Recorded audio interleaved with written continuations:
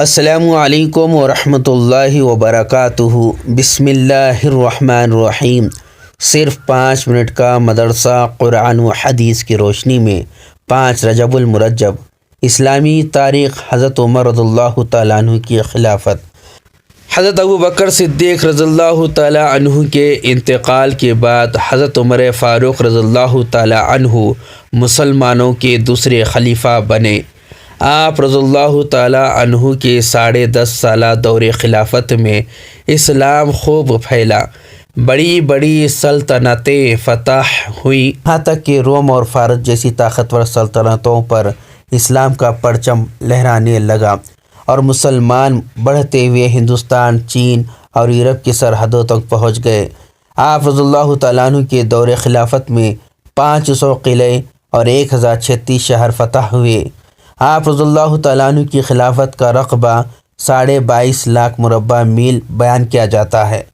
آپ رضی اللہ تعالیٰ عنہ کی فراست و دانائی اور ملک کی انتظام اور فتوحات کو دیکھ کر ایک مشہور مستشرق مسٹر جیون کہتا ہے کہ اگر فاروق اعظم رضی اللہ تعالیٰ عنہ کی مزید 10 سال خلافت قائم رہتی تو پوری دنیا میں اسلام کے علاوہ کوئی دوسرا مذہب نہیں ہوتا۔ حضرت عمر رضی اللہ تعالیٰ عنہ کی خلافت بعد کے حکام اور خلفاء کے لیے ایک مثالی نمونہ ہے۔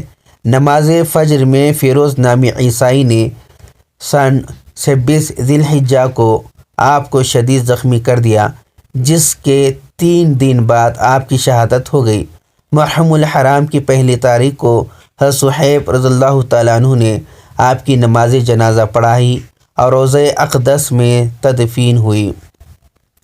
اللہ کی قدرت، مور کی خوبصورتی۔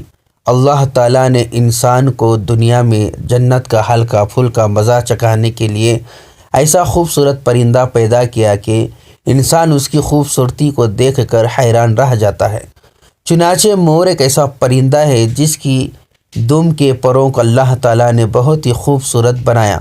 اللہ تعالیٰ نے مور کو اپنی دم پھیلانے کی صلاحیت دی ہے۔ جب اسے پھیلاتا ہے اور دھوپ کی وجہ سے وہ چمکتی ہے تو ایسا محسوس ہوتا ہے کہ اس کے دم پر سینکڑوں نیلم کے پھول لگے ہوں۔ یہ اللہ تعالیٰ کی قدرت کا ایک نمونہ ہے۔ ایک فرض کے بارے میں صبح کی نماز ادا کرنے پر حفاظت کا ذمہ۔ رسول اللہ صلی اللہ علیہ وسلم نے فرمایا، جس نے صبح یعنی فجر کی نماز ادا کی وہ اللہ کی حفاظت میں ہے۔ ایک سنت کے بارے میں ہاتھ پاؤں کی انگلیوں کا خلال کرنا۔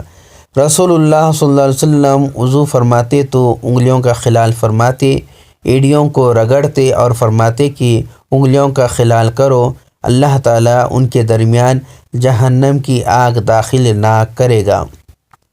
ایک اہم عمل کی فضیلت، اللہ کے واسطے محبت کرنا۔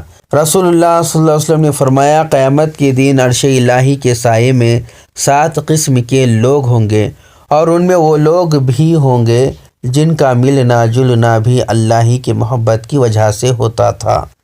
ایک گناہ کے بارے میں قرض ادا نہ کرنا۔ رسول اللہ صلی اللہ علیہ وسلم نے فرمایا، کبیرہ گناہ کے بعد سب سے بڑا گناہ جس کو بندہ لے کر اللہ کے یہاں حاضر ہو وہ یہ ہے کہ موت کے وقت آدمی پر قرض ہو اور اس کو پورا کرنے کے لیے مال چھوڑ کر نہ جائے۔ فائدہ، مالدار اگر اپنی زندگی میں قرض ادا نہ کر سکا تو مرتے وقت اپنے ورثاء کو قرض ادا کرنے کی وصیت کر دے، اور جو مالدار نہ ہو تو زندگی ہی میں معافی تلافی کر لے، ورنہ قیامت کے دن نیکیوں میں سے اس کا قرض ادا کرنا ہوگا۔ دنیا کے بارے میں مال کی حفاظت۔ رسول اللہ صلی اللہ علیہ وسلم نے فرمایا، اس وقت تک قیامت نہیں آئے گی جب تک تمہارے اندر مال کی اتنی کثرت نہ ہو جائے کہ وہ بہنے لگے، یہاں تک کہ مال والے آدمی کو اس بات پر رنج و غم ہوگا کہ اس سے کون صدقہ قبول کرے گا۔ وہ ایک آدمی کو صدقہ دینے کے لیے بلائے گا تو کہہ دے گا کہ مجھے اس کی کوئی ضرورت نہیں۔ آخرت کے بارے میں جنت میں مہمان نوازی۔ قرآن میں اللہ تعالیٰ فرماتا ہے، بے شک جو لوگ ایمان لائے اور نیک کام کیے ان کی مہمانی کے لیے فردوس کے باغ ہوں گے، وہ ان میں ہمیشہ رہیں گے اور وہاں سے کہیں جانا نہیں چاہیں گے۔ طب نبوی سے علاج، بیماری سے بچنے کی تدبیر۔ رسول اللہ صلی اللہ علیہ وسلم نے فرمایا، جب تمہارے برتن میں مکھی گر پڑے تو اس کو پہلے پوری طرح ڈبا دو، پھر نکال کر پھینکو، کیونکہ اس کے ایک پر میں شفا ہے تو دوسرے میں بیماری ہے۔ قرآن کی نصیحت۔ قرآن میں اللہ تعالیٰ فرماتا ہے، کیا تم دوسروں کو نیکی کی نصیحت کرتے ہو اور اپنے آپ کو بھول جاتے ہو، حالانکہ تم کتاب کی تلاوت بھی کرتے رہتے ہو؟